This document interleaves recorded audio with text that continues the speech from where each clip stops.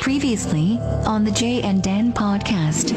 Can we also backtrack to the Pete Davidson, Ariana Grande? I mean, I don't know. I can't imagine dating anybody like her. If anyone could do it, you could. How do we make this happen? Social media. Send the tweet. What do you think?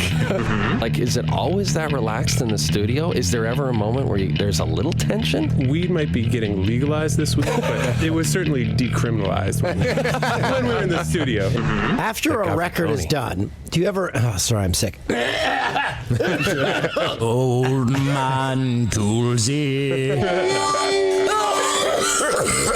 The boy and girl wiggle were married, now they're getting divorced. Oh, no! It's like Fleetwood Mac now. There's tension. They built the casino in approximately 60 days. Wow. There's a bridge on the 115 over the Ottawa River that they've been working on for 3 years. The priorities. You're listening to the Jay and Dan podcast, presented by our good friends at Coors Light.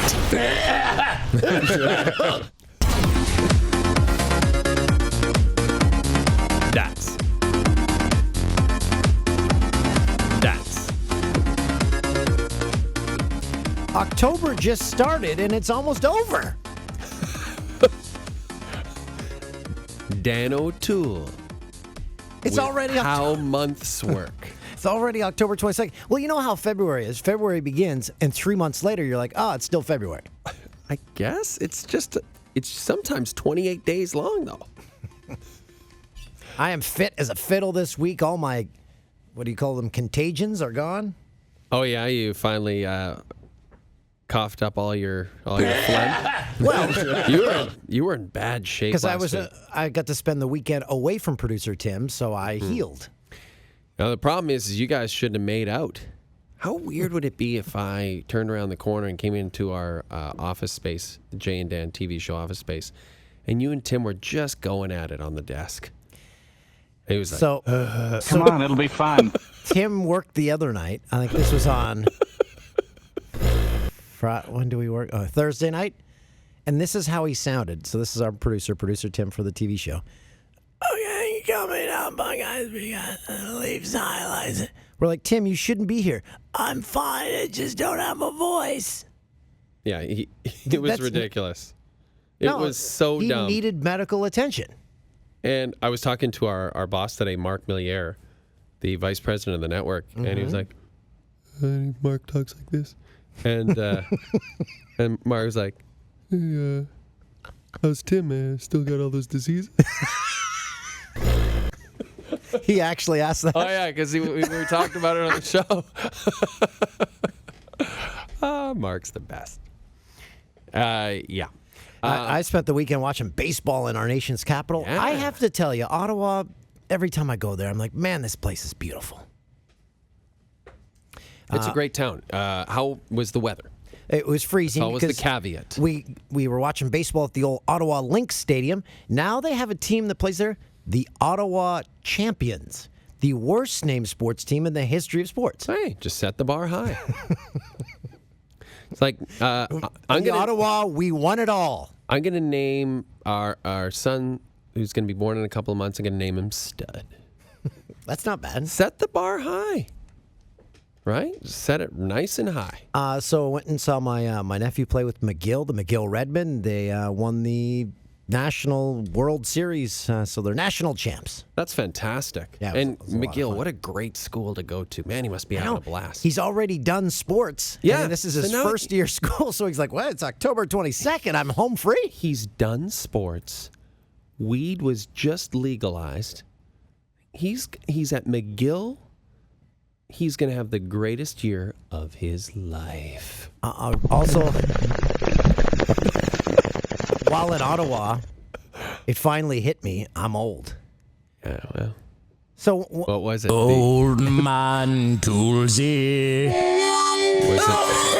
Was it the diseases? Was it the... No, it was like finished dinner and wanted to go to a bar. So like, let's go to the market. I spent my entire adulthood while in school for a year and a half in Ottawa at the Byward Market. My entire post-secondary education.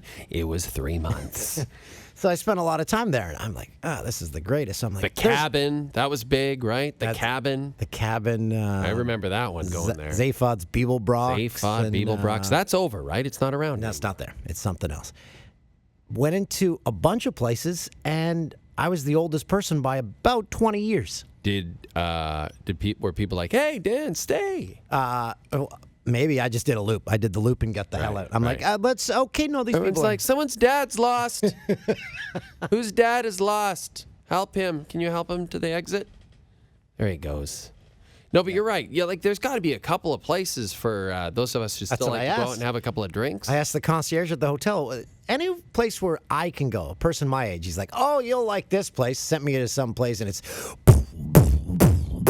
Yeah, I'm like, that's I don't your want style. I don't want this. You love DJ Scratch and Sniff. And then I just left that place, just like with a tiny tear going down my face. I'm like, I'm old. It's over for you. You know where you should be hanging out, where I was supposed to hang out this past weekend, at the lobby bar at the hotel. That's where you should be hanging out. Went back. The lobby bar in mine was closed. And the rooftop bar was closed because the owner of the hotel was having a private party. You should have crashed that. I know. I found out the next day. They just told me it was closed. Yeah. Not until the next day did I find out it was closed for a private party. So, and I had a little, kind of a similar weekend in the sense that I realized I was old because all I wanted to do was sleep. Because my wife and I, we had a little baby moon. We were going to go away, final time before the second kid is born and our lives are over for good. And instead, we decided to do the staycation. So we checked into a beautiful Toronto hotel. And we were going to go to the D bar. So this hotel has a bar. I think we talked about this, it. Yes. It's called the D bar. I'll never, like, many people were involved. This is a nice hotel. D bar? Yep. Painted on the building. Yeah.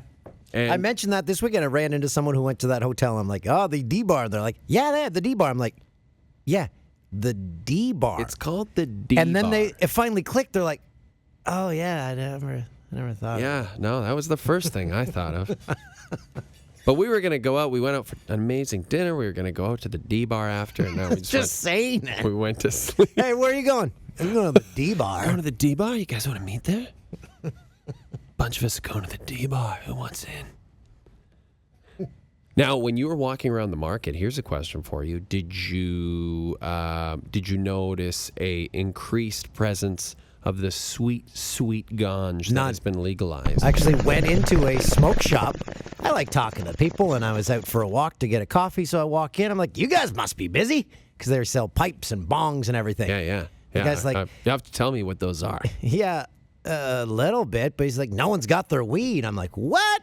So on our show, 12:01 a.m. on Wednesday, of course, we're live, right? So a few people on our show, no, I'm not going to name names, even though it's legalized. I don't want to get anyone in trouble. But a few people on our show, as our show is going on, were ordering weed online. Yes. They were.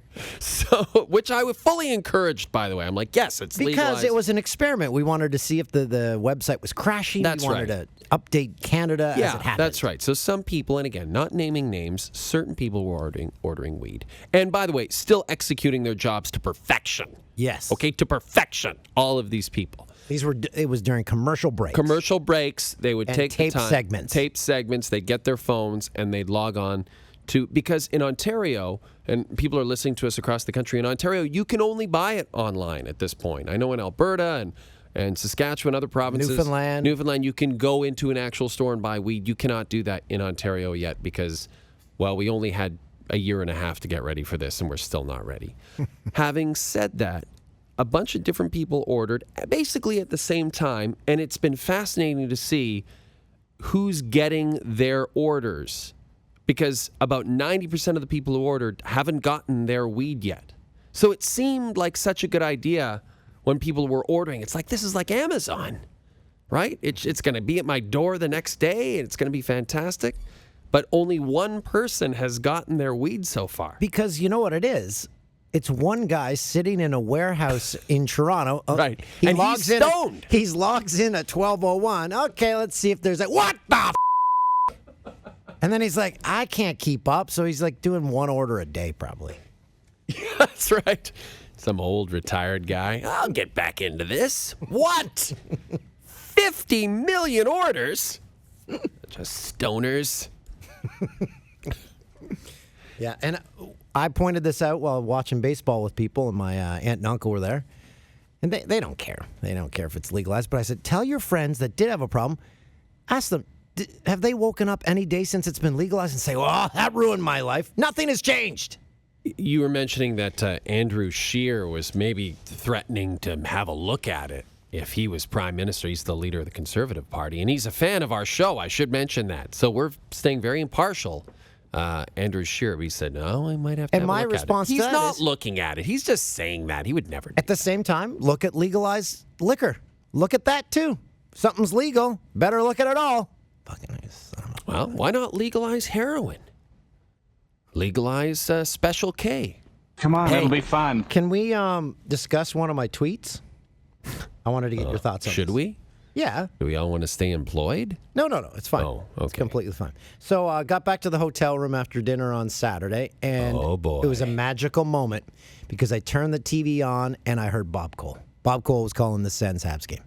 So I sent out a tweet. And they saying- honored him at the game, right? Didn't yeah, they do it's his big last video Senators tribute or because he's something? only doing 10 games this year. He's Yeah. 85.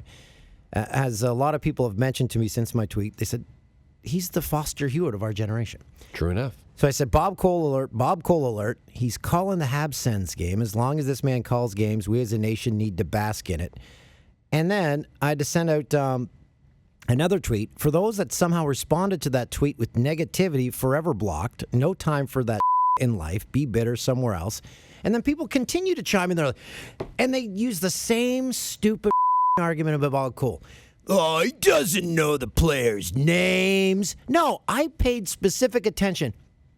If he doesn't know, he'll just say Ottawa with the puck, which is it's just fine. He's not like saying the wrong name. It's just the inflection, his tone, his ability to sense the play, to add excitement to it. It's the tone. It's the voice for me. Nobody has a voice like he does. Nobody calls like that. Like people should be kicked out of the country if they're like. There's a lot of broadcasters that do hockey that are garbage. Whoa. That are horrible, I want and we're you to stuck name them. listening to them. Well, I go back to the reason I think people have a problem with Bob Cole goes back to the 2005, 2006. Am I getting the names? Or am I getting the dates wrong? The cup runs for Edmonton and Calgary.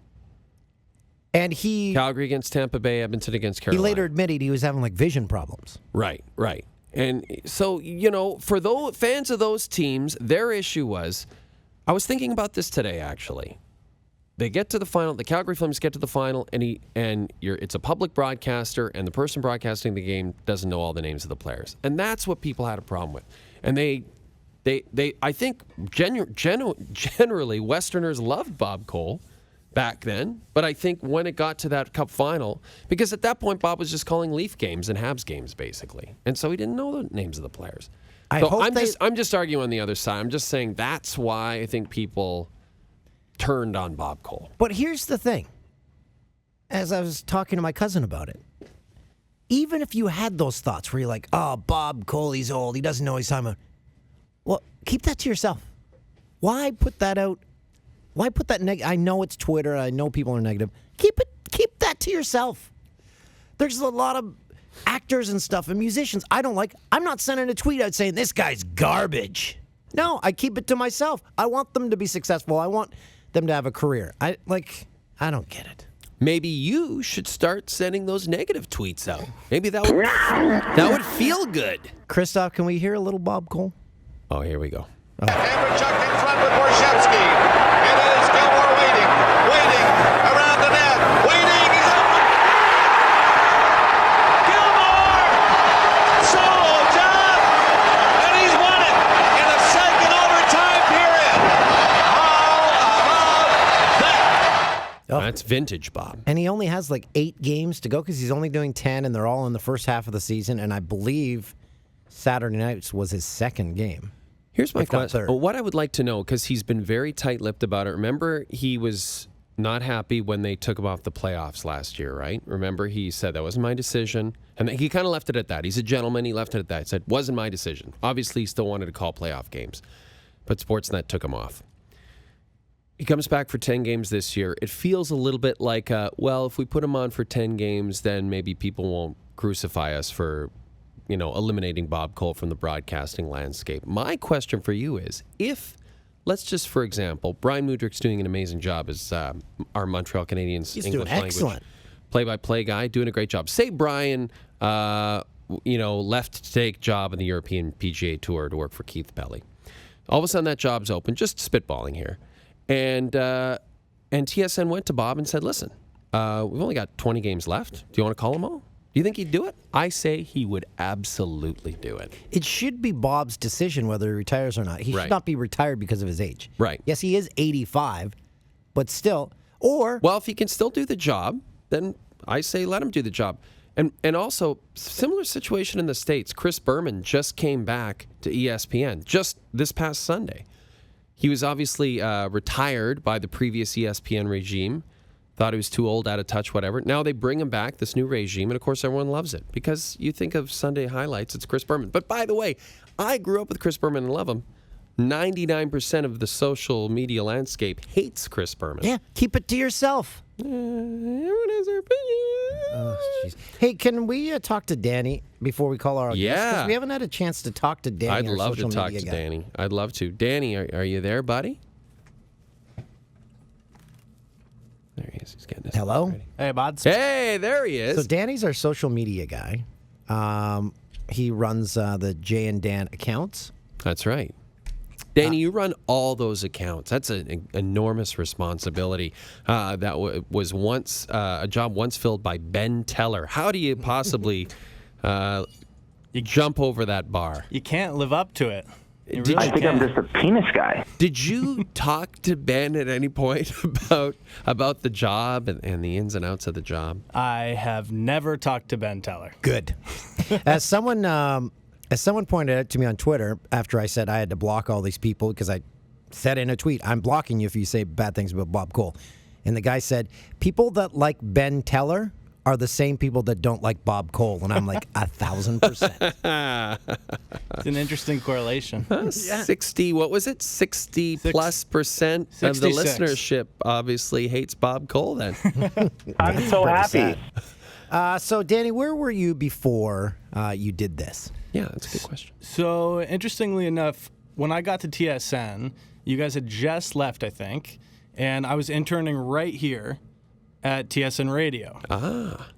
So I got a gig with TSN Radio for a little bit, and then I worked at Bar Down. You guys obviously know all the Bar Down guys now. Yeah. And then you guys arrived. And then how was it presented to you? Did they say You're doing this? or was it something you asked to do? So I don't know if you guys remember this, but when you guys would come back to do promotional things, I know, Jay, you came back to do some promotional things for your book. Yeah, you Yeah. were like holding cameras and stuff and doing interviews. And, Yes. Right. So I interviewed you guys when you would come back. And so my boss knew that I liked you guys and I was a fan of you guys before you left. So then he came to me when you guys were coming back and said, I think you'd be a good person for the job. You understand the guy's comedy. And yeah, I was just I remember all one in. interview specifically, wasn't it in the E-Talk studios? Yes. Yeah. Yeah. E-Talk. We did a Facebook Live, I think, from the E-Talk studios. And there was- That's right. That's right. There was one time when we did a phoner, and this is before I met either of you guys. And then there was another time when Jay came to the office. I don't think Dan was there. Yeah, it might have been for the book, one of the books. I think so. Yeah. Yeah. And I sat down with you, Jay, and we did a Periscope. This is when Periscope was big. Periscope, yes. And it was before we were in the office that we're in now. Yeah. So yeah, that was my introduction to you guys. And yeah, when I was asked to do it, right away, just yeah, of course. Well, and I remember we did the Tim Hortons shoot, and you were there, and just right away I knew you would fit in and do really well, and instantly. The degree of improvement over Ben, our previous social media guy, was so much. I think I'm just a penis guy. So much. It was almost astounding.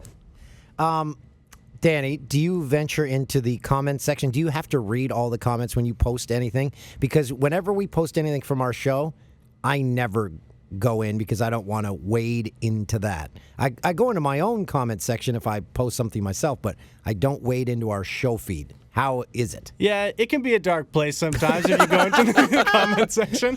And yes, I'm always in there reading things, looking at things. Are you like a manager of a hotel on TripAdvisor going in and saying, "Hey, well, how can we make you happy?" No. Okay. No, we don't listen to the viewers who are just kind of yelling at us and saying, "Oh, you got to do this, you got to do that, you're doing this wrong." But I will listen to like people. There's people that I see all the time, and I know that they're coming and they enjoy the program. Yeah. And they're just looking to I guess give us some constructive criticism or just honestly, I'm okay with that. Honestly, there's a lot of great stuff. You know, people saying how great the show is, how great a specific bit is. Danny, what is resonated in your mind the most since we've been back? And also, two-part question that. Secondly, online reaction to the Ben Teller appearances, in your opinion? Okay, first part of the question. Well, right now, you guys have probably seen that Gritty is the star. The star of social media. Yes. Gritty is the star of all social media. We could put out anything. Particularly this week, we put out the Jay and Dan hockey story. Yeah. And it did amazing. People loved that. But yeah, I mean, anything that we do that is... Scrum Lurkers, does it do well? Scrum Lurkers does well, especially on Twitter, because... the reporters love to try to find themselves in Scrum Lurkers. They love. I know, because they're in on the joke. They know we aren't making fun. It's just we're just having fun, not making fun. And I think 99.9% of reporters understand that at this point. Yeah, exactly. Except for one. We won't mention his name, but he writes for the Raptors for Toronto Star. And the second part of your question, is that my personal opinion on Ben? Well, you could give your personal opinion, but also just what's your perspective on actual online reaction to him? You know, mostly negative, mostly positive. Where does it sort of fall for you? Well, like an easy... I hear 66% of the viewers love Ben, but personally, I think Ben's fantastic, especially from a content perspective. I could do less of the incest would you rathers and thank you. He doesn't get the point. He doesn't get it. That stuff. That's my favorite part. No, but he doesn't get it. Like I wouldn't actually mind him if he didn't say hello in such a idiotic way. If he didn't ask those stupid questions. And I love that he brings out the best in Dan. That's just He does bring out the best in Dan. And what a lot of people say is Dan's reaction and Jay's reaction, the opposing reactions, are people's favorite part of Ben. It's so fun. I love it. But Dan is right. Maybe we just need to coach Ben up a little bit. Less with the hello, Dan, hi, Dan thing. All right, maybe we'll dial it back a bit with the incest. I don't know. I don't think Ben's going to dial it back on that. No, he probably won't. He probably won't.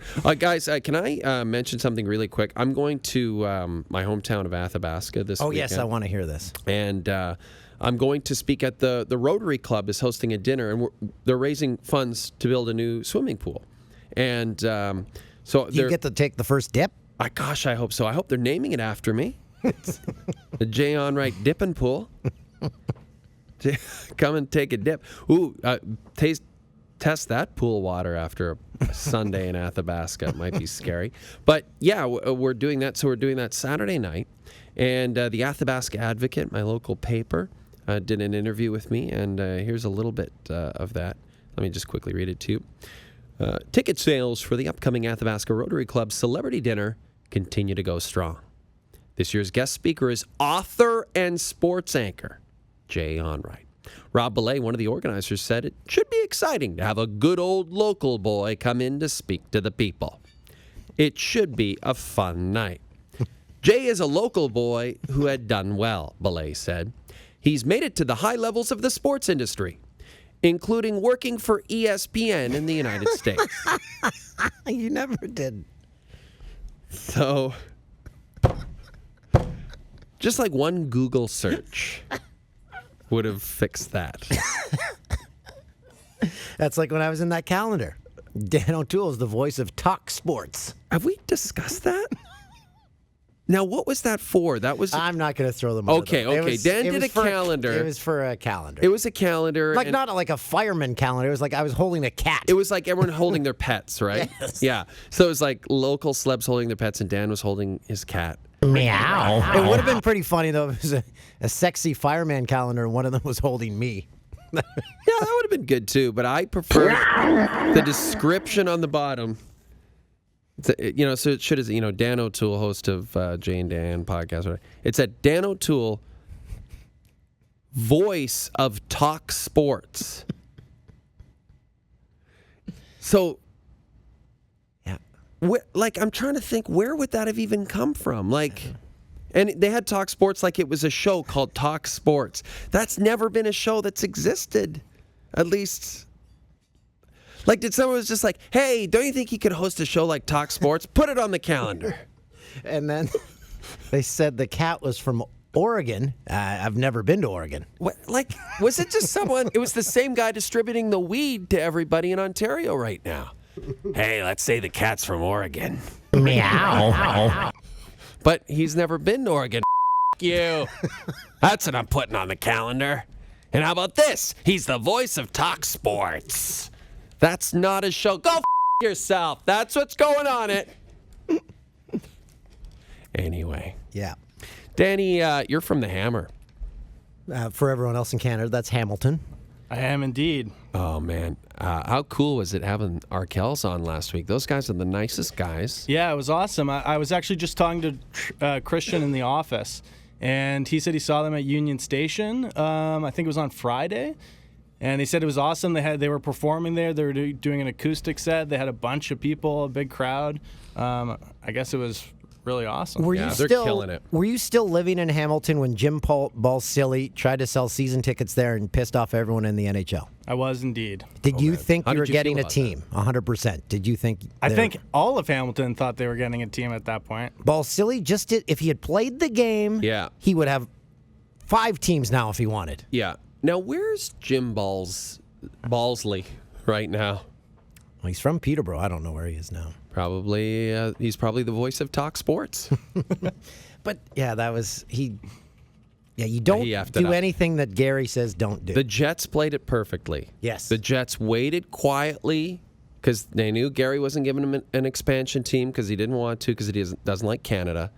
So they waited quietly in the wings until the Thrashers were on death's door, and then they were like, we got a building, and the richest guy in the entire country, come on down. And even then, Gary was like, this doesn't work if they don't sell out every game. This doesn't work. And then they sell the whole thing out in like a half an hour the next day. Well, I guess I have a team. Danny, one more question. Yep. Your hours are fascinating. They're very similar to our old hours because you're here later than we are. We basically at 1:01 are, elbowing each other to get the hell out of here. You have to stick around for how much longer after that? When do you leave usually on average? So it really depends on the night. On a good night, I can get out of here at 2:30. On a bad night, I could be here till 4. So. Hey, but can't you just go home and do the stuff on your phone?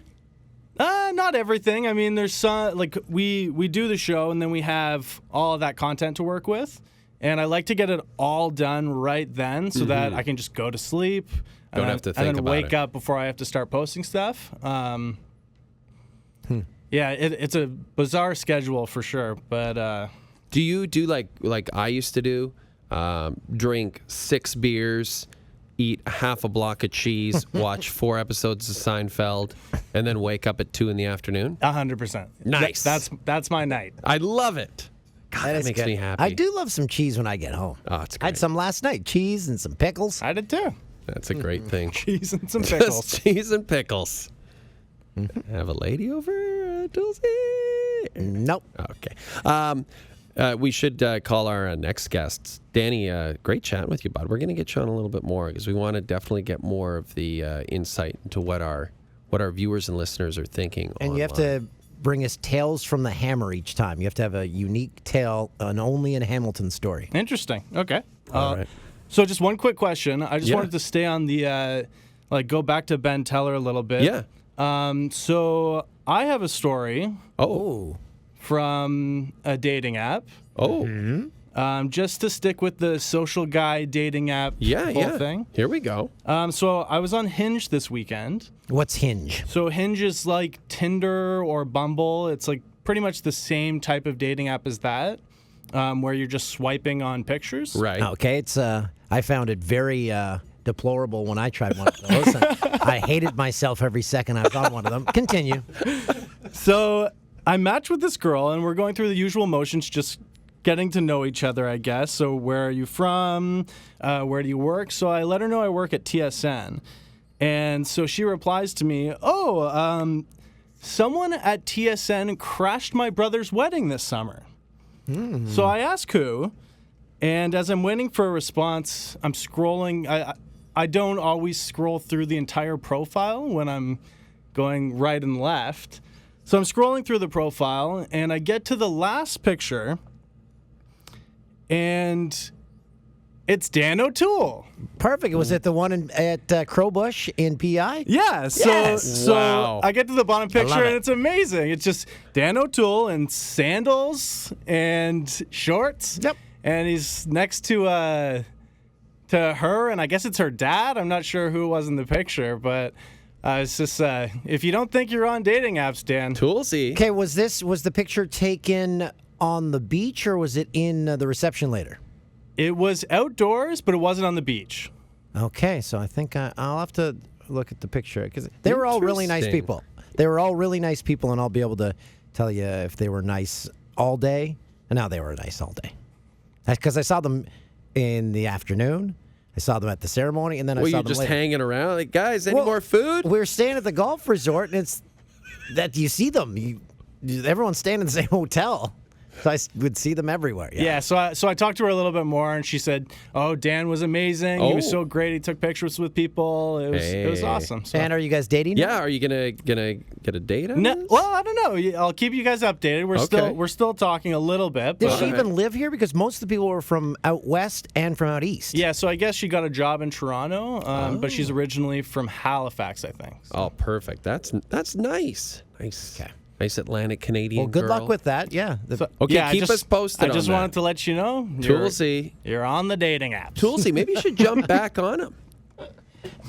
Why can't I just be an official wedding crasher? And then I'll set people up from these weddings. Why can't you get back on the dating apps and tell us about your adventures? You and Danny can both tell us about your adventures on the dating apps. That will never happen. Okay. Speaking of cool dudes. We weren't speaking of cool dudes. Well, you guys are pretty cool. You're the host of Talk Sports. Who do we You've have got a on cat from Oregon. We don't have them yet. Oh. We're getting them. Well, we can say who we're calling, can't we? So you should tell the story of when we went to the Children's Wish Foundation golf tournament and who the head pro there asked us about. Yeah, you mentioned it when we came back. He wants to hear from Mike Botticello or Botticello. Again, it's so weird. You say, Mike, how do you say your last name? Either one. It's your last name. How do you say it? Whatever you want. But that's John Tavares is pretty much the same thing. Yeah. He said, say it, Tavares, I'm fine with it. And then he finally said, well, I kind of prefer Tavares. So Mike was the guy in our old Fox days or ESPN days, according to other people. According to the Athabasca Advocate. He would, his only job was to post the podcast in video form. He pressed record, and that was his only job. Well, I think did he not also go to many press junkets? Remember that excruciating time when he interviewed Sir Patrick Stewart and Ellen Page, they were doing an X-Men movie. Yeah. And he asked Ellen Page if she remembered us. Yeah. Ellen Page. She's lived in the United States for the last a tiny 25 years. Pretty lesbian from Atlantic Canada who probably never watched TSN in her life. Hey, have you heard of Jay and Dan? And then he just kept going with it. And Patrick Stewart is sitting there like, what the is going on here, kid? You got 3 minutes. You're really going to waste it on this? Yeah. Make I'm it interested so. to hear what he's up to, where he's working. Have we got Mike? We've got Mike, and we have our fellow former employee and very good friend, Bernie Kim, on the line, too. Gentlemen, how are you guys? Oh, You're we're doing forgetting great. that I hit it off. That was like comical. I knew You that was going to both happen. spoke True story. at the same time. Mike, Just producing this right now. let's start with you, Mike. Did you know that you're a hit in the golf community in Saskatoon? No idea. Tell me more. Well, I just did. That's We all went we to got. we recently hosted a charity golf tournament there, and the head pro of the golf course insisted on us calling you and getting an update because he missed you very much, and he wanted to know how you were doing. Yeah, I like him already. That's great to hear. I'm doing well. Tell us what you're doing. Saw each other. Was this at Bernie Kim's wedding?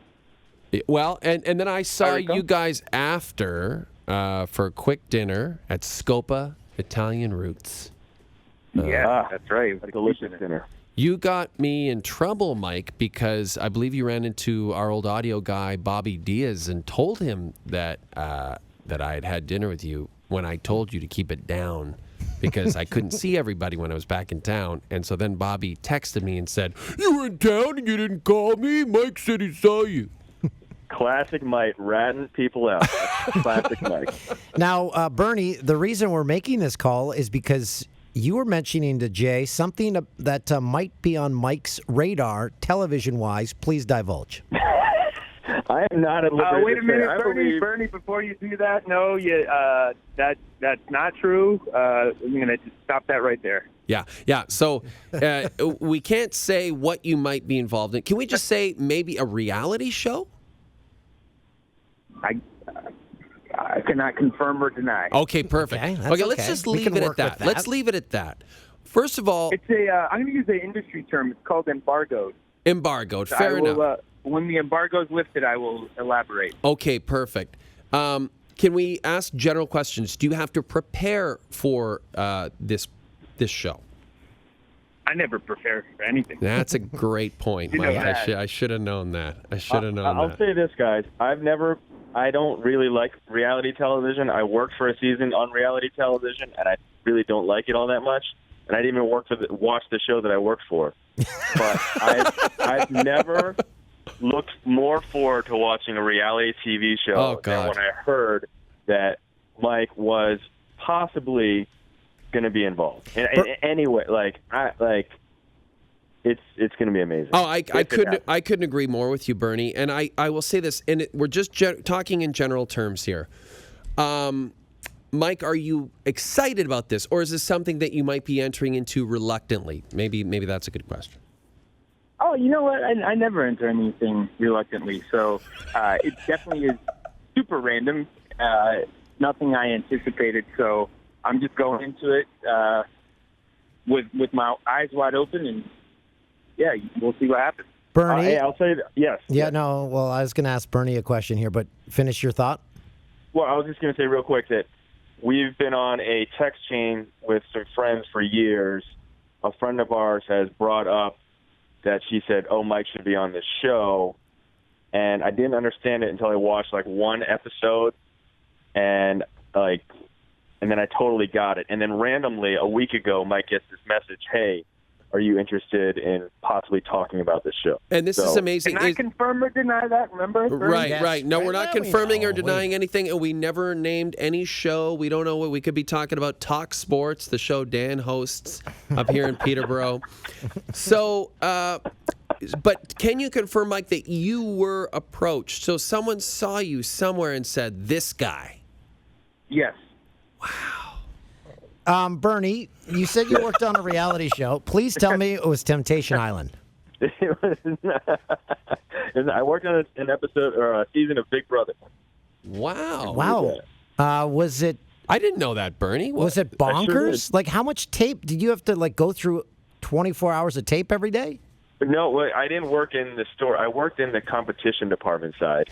So we had to build a game. Like there was a game, an episode that we needed to produce. So we come up with these competition ideas, and then we then have to work on producing.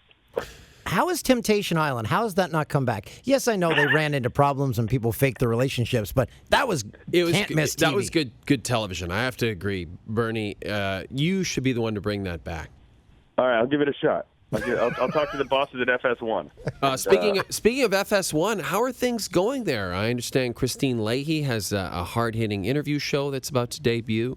I guess it's going well. I'm so locked into the Thursday football thing that I don't really know too much about the other stuff. I can't say. Yeah, the Thursday so football. Diplomatic, Fox has Fox is dumping a ton of money. You guys have a set on the other side of the country for it.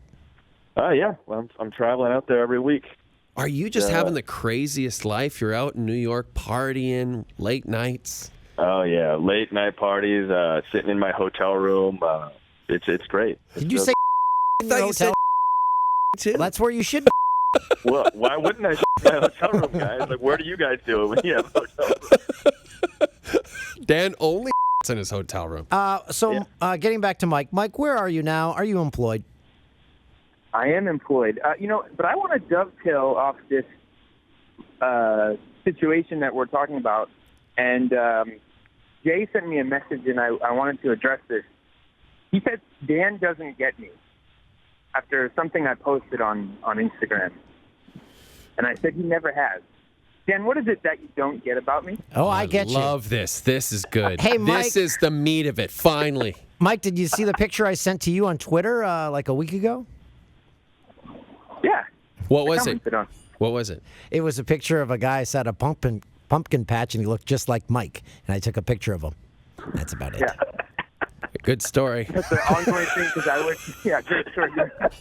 No, but to give Dan some credit here, I've done that to him several times. So, just to see so Mike, are you with salt and pepper hair? Are you concerned, Mike, that Dan doesn't like you, or are you concerned that he just doesn't understand you and you want to know more about that? Really, I mean, the reality is, I don't think he's ever taken the time to get to know me. Yeah, I agree with you, Mike, and I think we need to rectify that. And situation. It's fine. I'm going to get to know you just like the rest of the world is if you take part in this show or adventure or whatever experiment. it might be. But even better. Well, why would you need that? You can talk to me anytime. Yeah, I don't have time for that. Ask me questions. Sorry. Well, what about? Here's an idea, because Bernie's always in New York. Mike, your job. Explain maybe to the listeners what you are doing. You are employed. Tell us what you're doing. I am. I'm doing several things. So last I saw you, I was producing a show for Complex, and I was working with Gilbert Arenas, and they put it on hiatus for the summer, and he didn't want to stop working. So he has a production company. So we've been putting together some content with that. One of which is a podcast, the No Chill podcast. So I'm back in the podcast world. Oh boy, hosting that with him. So yeah. What are you doing for this podcast, Mike? Co-hosting it with him. You're co-hosting the podcast? We could listen to you every week with Agent Zero? Yeah. Wow. Great number. What's the podcast called? The No Chill Podcast. I got to look this up. You'll like it. I'm excited. And people are listening to this? Gil is just a really... Gil. Really he's Gil guy. to you. Okay.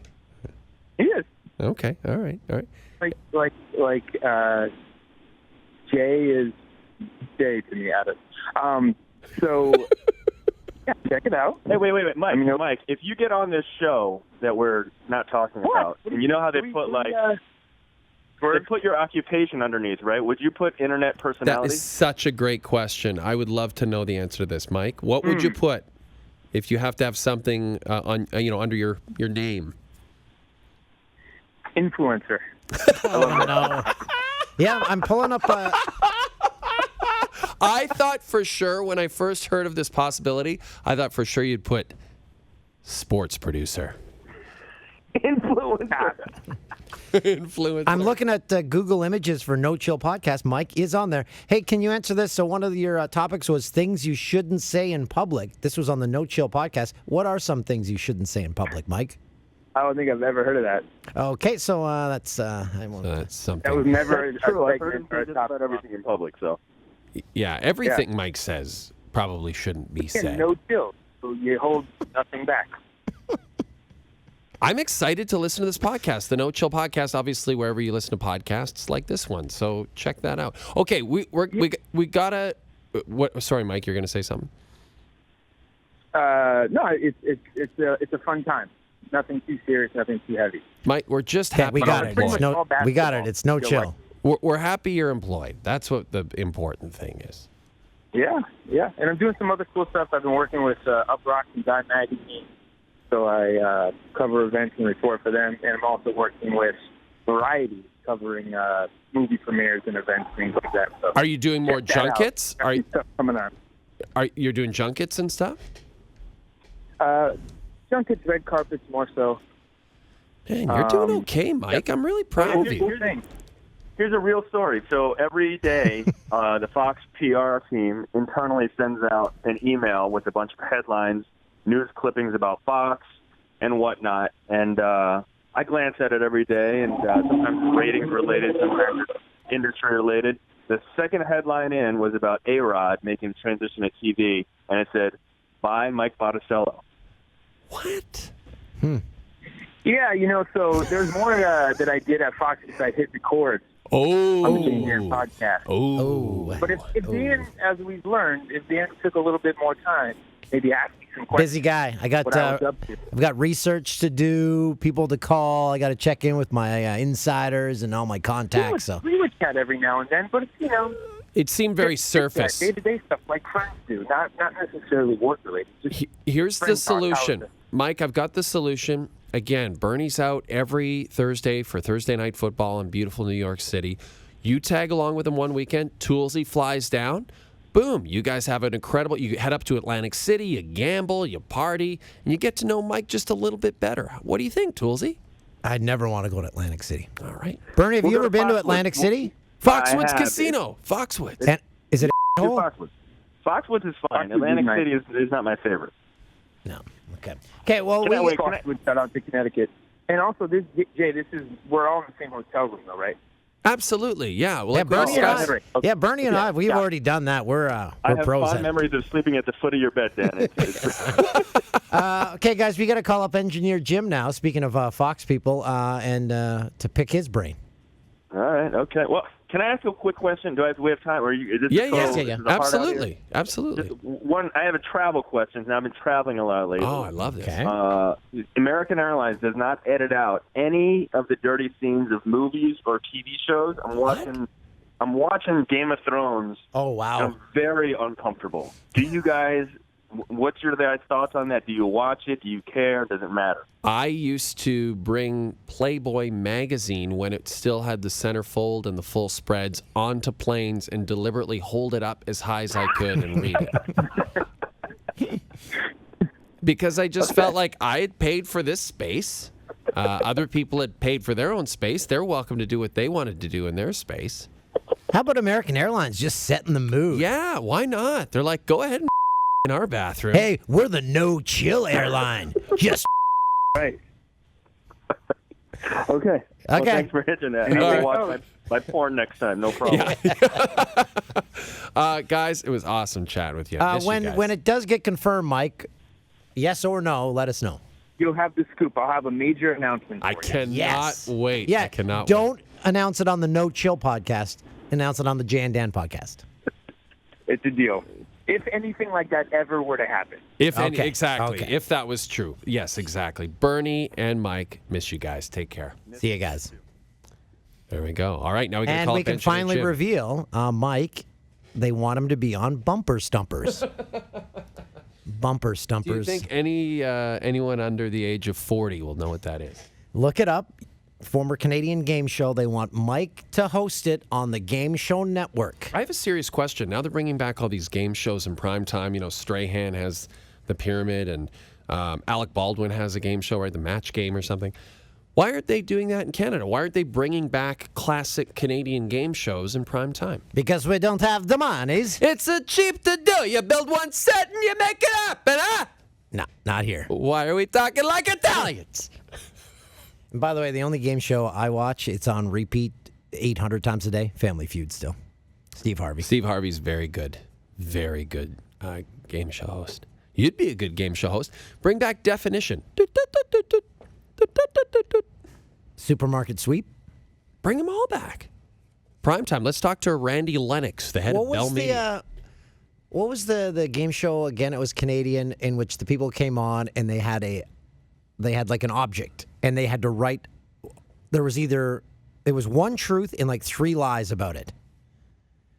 So you had to guess as the contestant if the person was telling the truth or if one of theirs was a lie. Do you remember that one? Yeah, it was called No Chill.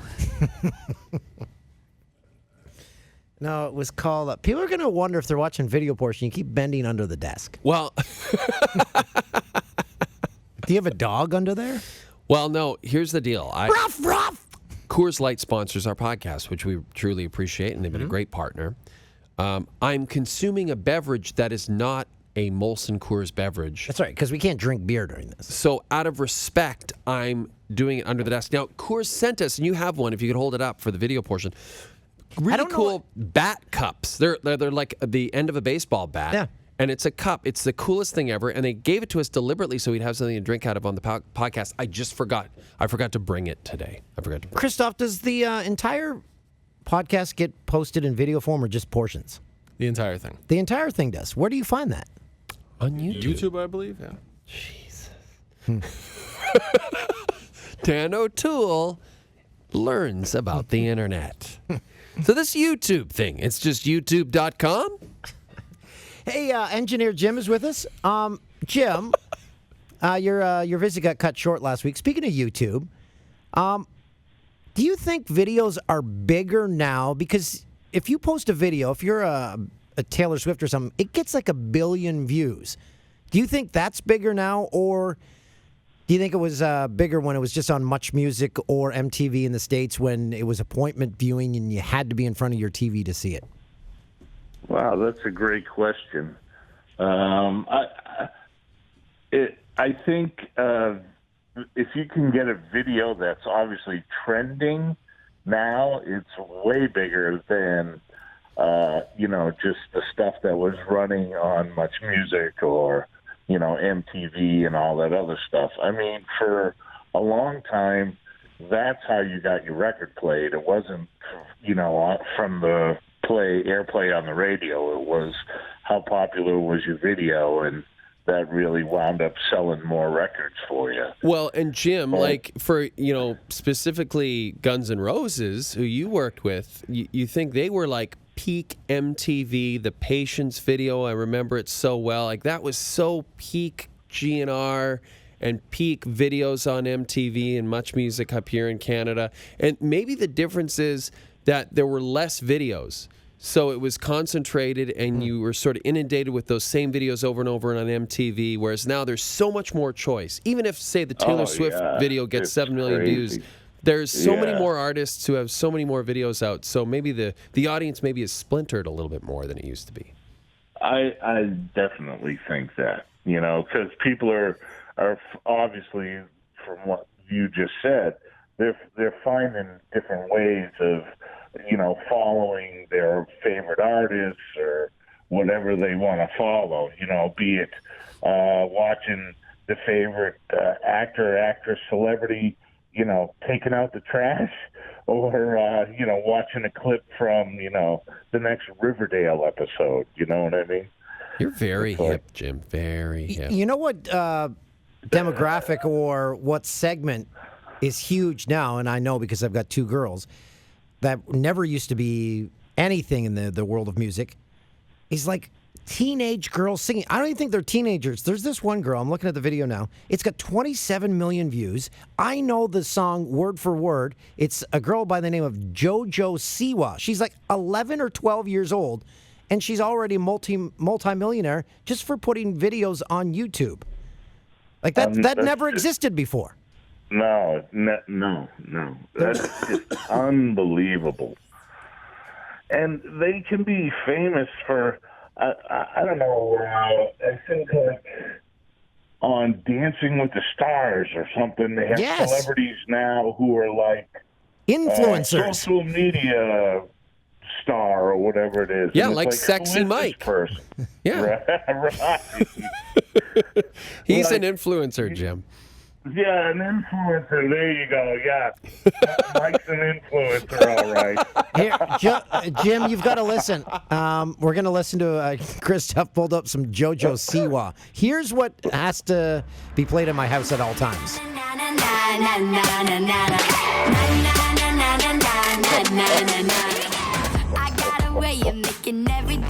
It's catchy.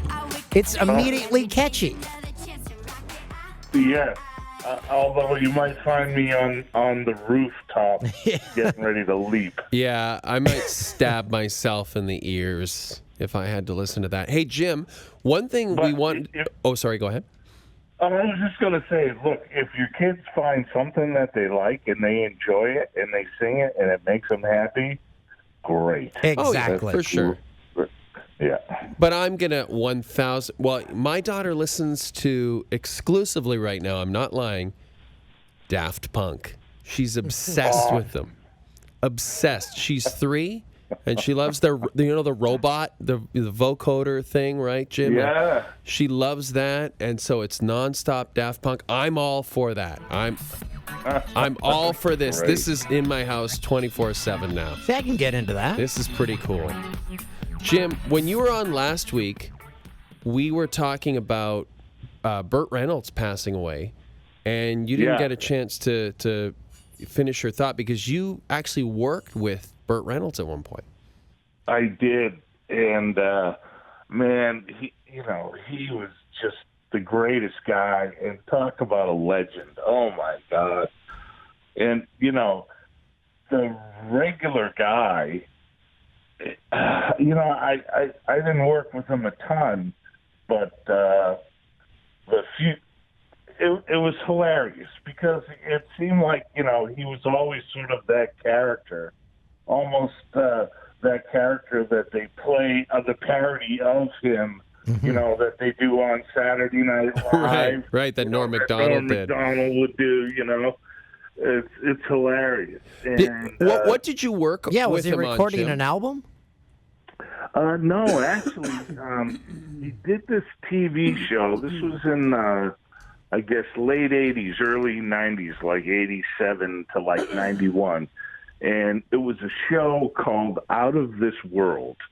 And he actually, it was just his voice. He played this girl's father who was an alien, and the mother she lived with the girl, and the mother was a regular human being, but he was an alien from outer space, and you never met him, but he would talk to his daughter, and it would be like, every episode it would be stories about life lessons, and the father-daughter talks and all this stuff, and he would talk to her through this sort of, I don't know, kind of glowing rainbow, kind of like pyramid cube thing. And so it would just be his voice. And because he would just do voiceover for the show, you never saw his face. He was like, I'm freaking Burt Reynolds. Why do I have to go to some studio to do this? Why don't you guys come to me? So basically they worked it out with the studio where we would take the recording truck and go up to his house in Holmby Hills, which is like the swanky area of Beverly Hills. And this was when he was living with Lonnie Anderson, and they had this unbelievable house up there. I mean, it was beautiful. And we'd pull up with the record plant recording truck and bring the gear into the house and, try not to make anything messed up. And he had this really cool kind of like man cave with a big ass bar that had this beautiful view out the back, and it had a big movie theater in it. And we'd set him up in the movie theater where he could just chill out and do his lines and all that stuff, and hang out in the house. And so, because we were there all day, they'd get like deli platters, and Lonnie Henderson would be like, "Hey Jim, can I make you a sandwich?" That's amazing. Now, Jim, amazing. you can attest to the fact that if this is true or not, but when you think of Burt Reynolds, you think of like a big 6'1", 6'2" guy, but that was not the case. He was a tiny guy, right? Yeah, he was like 5'11". I don't think he was 6 feet. Oh, yeah. okay. So he's pretty Okay, big guy, actually. Yeah. He played football and stuff, right? Like for University of Florida or something like that. Yeah. Yeah. But let's go back to the house, Jim, because I wanted. So Lonnie's walking around. You're saying maybe early '90s, late '80s at this point. Yeah. It was probably, I don't know, maybe like 89 or something like that. And how's Lonnie looking at this point? Because man, in her day, amazing. Yeah. She was still on TV. She's still a huge star. And it would be cool, like, after we'd finish up, Burt would be like, "Hey, you guys want a beer? You want to hang out?" And we'd hang out, and he'd tell us some stories, and we'd have a beer, and we'd pack up and roll on out of there. That is hilarious. Amazing. Like, that is amazing. Like, I'll never forget, he had, like, sort of like off the bar, it was, kind of like, almost like those sort of like whatever, like the bathroom was almost like one of those like TGI Friday type deals where they were like, old newspaper, like the wallpaper was like old-fashioned newspaper clippings all over the thing of different stuff from Hollywood, Right. And it was hilarious. It was the first time, I never saw stuff. I was, like just this young guy, and first time I ever saw a toilet seat that had barbed wire, embedded into the toilet. That's bonkers. He's like, you need to use the head. Go in there. Get this barbed wire in the toilet. Just a practical joker. Before we let you go, Jim, can we play a 6 Degrees of Engineer Jim? I'm going to give you two, because the first one I highly doubt you'll have a connection, but you never know. You always surprise us. So I'm going to give you two options. They're both Canadian. So again, this is where we give Engineer Jim, our award-winning engineer from our Fox days, a musical artist, and he tells us if he has a connection in some way to them. So mine are both Canadian, as I mentioned. I'm going to see a Stompin' Tom tribute band in Peterborough, Ontario on Friday. That is the first one, but another one that I believe you might have a better connection or a chance of having a connection with, Gordon Lightfoot. Do you have a connection to either Stompin' Tom or Gordon Lightfoot, or both? I can't recall if I have a connection to Stompin' Tom. Certainly, obviously, know who Stompin' Tom is, but I really don't know if I have. Yeah, that one's a tough one, because I don't think he did much down in the States, because all he sang about was Canada. Yeah, and then. With respect to Gordon Lightfoot, I know that I've worked with some of the musicians who have traveled with him in years past. I'm trying to come up with some of their names off the top of my head, but I know that I've worked with guys who have worked with him over the years. Jim, can I ask you about Jeff Emmerich? Because we were going to talk about him last week, too. Now, he's the Beatles engineer who passed away recently. Yeah. And you had a chance to work with him in what capacity? Just a few weeks ago, actually, he passed. He, through, just meeting various people and all this other stuff, somehow or another, he found out like Billy Bob was a huge fan of his, a huge fan of the Beatles, loved that whole British invasion music. He loves that stuff. And so Jeff found out that, Billy was a huge fan. So he contacted Billy's people and said, hey, look, I have my book, which is if you ever want to read a great book about the recording process and the inner workings of the Beatles, his book, I think it's Here, There, and Everywhere, My Life with the Beatles. It's phenomenal. And so he's like, I have a book I signed for Billy, da-da-da-da-da. He did one for me and all this stuff. And he brought it over, and I built this insane studio at Billy's house, and Jeff would come and hang out, and he liked it so much, and he liked our vibe and hanging out so much, he used to just come over and hang. And eventually, when we were going to mix one of Billy's records, he was like, hey, do you guys mind if I just come and sit in and whatever? And I think one of Billy's Boxmaster records, he's actually, we did like these crazy old 60s kind of looking photos for the inside album cover. And we dressed him up as the record producer, and I was the engineer. And we have a picture of him in the studio with us while I'm mixing the record, and he's kind of standing over my shoulder, giving his nod of approval and stuff. And that's on the album cover. But he would come and hang out in the studio with us while we were recording and mixing, and he got to just be a fly on the wall while I was doing my thing. And, of course, I'm nervous as hell. I mean, this guy's my idol, and I'm thinking, he's probably thinking, wow, here's a guy that really doesn't know what he's doing. And, he's like going, man, people don't work like this, anymore. You're a real artist. You're a true artist in every sense of the word. And I'm really, really impressed by your work. And it was nice of him to pass that on to Billy, too. And, really had nice words, said some of the stuff I did was genius. And wow, that's amazing. Cool.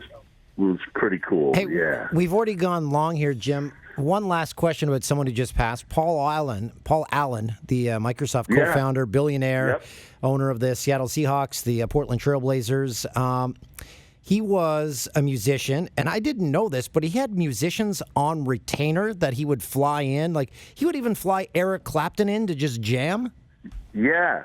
So I met him through Robbie Robertson, and Robbie was really tight with him. As a matter of fact, when they did the reissue of I'm having a brain fart here. The movie the band did, The Last Waltz. Last Waltz, yeah. The Last Waltz, and when they did the remix of all that stuff, they did that at his house, and Robbie would go all around the world with them and record on the yacht and all that other stuff. And again, Robbie and Billy Bob were buddies, and we were finishing up working on this movie, All the Pretty Horses, that Billy directed with Matt Damon and Penelope Cruz. And so he was, and this was at the time when he was married to Angelina Jolie. And so Billy was like, hey, man, we're having a jam session at the house. Why don't you guys come down? So I'm there, and, all of a sudden, Paul Allen walks in, and of course all the agents from CAA, they're all there kind of up his butt, kissing his ass, and they all come in, and Robbie Robertson's there, and Billy Gibbons is there, Daniel Lanois, Billy, I mean, it was like a who's who. I think Kathy Valentine from the Go-Go's was there playing bass. We had all sorts of people there jamming. It was crazy. How was Paul Allen as a musician? Unbelievable. It was hilarious. I had just bought this amazing bass, '66 Fender P bass, and I mean, this thing was unbelievable, and this old Ampeg bass amp, and I'm kind of explaining that to Paul. Yeah, I just picked this up and check it out. And Paul's like, "Oh yeah, I have 3 of these." I was like, "Oh, okay." Of course. Well, didn't he build his own museum in Seattle? For Jimi Hendrix, wasn't it? Well, the Hendrix Museum. He is I guess he was the curator and founder of that up there. Yeah, and just a huge musician. A guy I knew that used to work for company SSL that makes like really great consoles. This is the one I use at Fox. He was on retainer with him as sort of like his engineer, and he would kind of build studios. He had one at his house out here in LA. He had one in the south of France. He had one on his yacht. He had them all over the place. And this guy's job was just travel around wherever he was, and if he felt like recording, to be the guy there to record. Wouldn't it be fascinating? It's like Prince. Like, does he have like 300 unreleased songs in a vault somewhere, and we're going to get the Paul Allen tunes coming out? He must. And I'm sure the list of people on it is, who's who of musicians, but he was great, and very unassuming, just a super nice, mellow guy. I mean, it was crazy. We had Matt Damon playing the tambourine, and Penelope Cruz is there like playing shakers, and there's all these huge movie stars and rock stars all jamming in the room, all having a great time, and Paul's just sitting in the corner jamming on the bass, having a good time, like a fly on the wall. That's unreal. Man, he died too young. Yeah, he's only 65. I can't believe it, and it's so sad. And you would think, oh man, somebody that wealthy, you would be able to help, or be able to find the technology to help him. And that's right. You know that he would have had every single doctor who was the best in that field. He would have had every single medicine that every experimental drug, everything. He probably tried it all. I would imagine. It's unbelievable. It just goes to show you. It's so sad too. Yeah, it is. That's right. Well, listen, we don't want to end on a downer note, but we do have to wrap it up. But Jim, this has been amazing. The Burt Reynolds pulling up to Reynolds' house and recording him, like that's the craziest thing ever. And the whole time, those vans, with driving around like see the stars' house, and the maps to stars' home. It was just like a constant, vans driving by with all the, sightseeing people, all the people looking in, trying to look over the gate, and we got the big truck out front, and it was hilarious rolling the tape machines in there. It was a lot of fun. Oh man, Jim, you're a lot of fun, and people were very excited to hear you back on the podcast last week. That's right. Yeah, very excited. For me, I told you before, I'll say it again, this is the highlight of my week, talking to you guys. And I love it. And starting Tuesday night, we'll be hearing your crafty work on the World Series. Yes, you will. Yep. I'm doing, it's a crazy week for me. I'm doing all the World Series games. I'm doing Thursday night football. I'm doing Sunday football. Crazy. How about game 1 of the World Series? Tell us specifically what you worked on so someone can be watching the game and say, oh my God, Engineer Jim mixed that.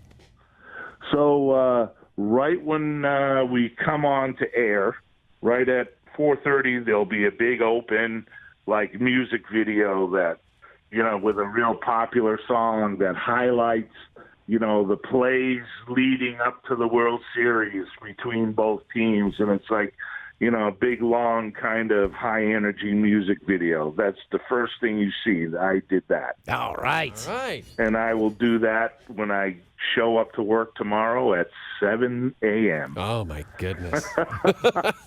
Well, at least you probably beat the traffic from Coldwater Canyon.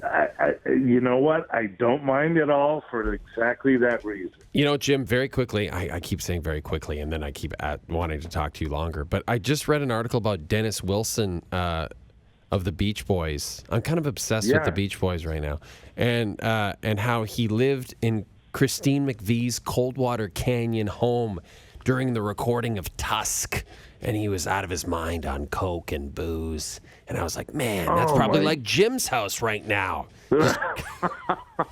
Well, I am sitting here with a glass of wine. I will tell you that much. Yeah, as you should be. Jim, we're gonna let you go. We're gonna try to keep in touch a little more often because we miss you very much, and obviously the listeners do too. Oh, that's wonderful. Thank you, guys. Thank you. Much love to you both. Love you too, buddy, and enjoy that glass of wine. Well deserved. See you, Jim. Thank you. I will. Take care. You too. And of course, the time he mentioned was West Coast time, so you can see Jim's work at the start of the World Series Game 1. So I guess it'll be 7:30 when they go on air for their pregame show. I guess first pitch is probably. And I don't know who's airing it in Canada. Don't know. Have a clue. Yeah, I don't know if it's available actually on TV in Canada. So that's the Jay and Dan podcast brought to you by our friends at Coors Light. Man, that was a blast. We just took a walk down memory lane. We got to know Danny better, our social media guy. And we kept Christoph. Sorry, we kept you here longer. We went really long. This is the longest podcast we've done in ages. Yeah, we went a long time. Sorry, buddy. Stoff, are you okay? I'll be all right. This will suffice us for the next 3 weeks, I think. So. Yeah. Maybe we'll split it up. Nah. Okay, we won't. All right, we got to run. Say bye. Bye.